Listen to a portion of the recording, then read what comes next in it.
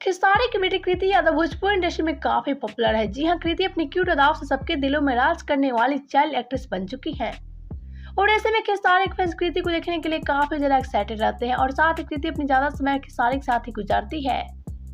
जी हाँ, खिस्सारी कहीं भी जाते हैं तो कृति को अपने साथ जरूर लेकर जाते हैं क्योंकि ऐसे में खिस्सारी एक पल भी नहीं रह पाते हैं कृति के बिना।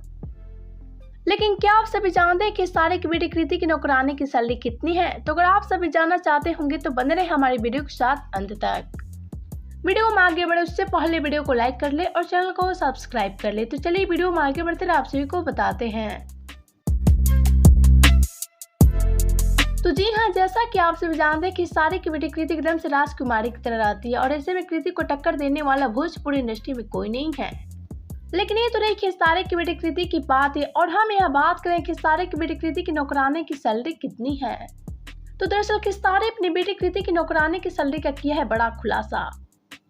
जी हाँ, खिस्सारी से एक इवेंट में पूछा गया कि आपकी बेटी कृति की नौकरानी की खिस्सारी ने कहा कि सबसे जरूरी है अपने बच्चों का खुश रहना। अगर आपका बच्चा खुश है तो ये मायने नहीं रखता है कि आप कितना सैलरी देते अपने बच्चों के नौकर सबको। और इसके बाद खिस्सारी कई खुलासे किए कृति को लेकर। खिस्सारी ये नहीं बताया कि कितना सैलरी देते हैं कृति की नौकरानी को।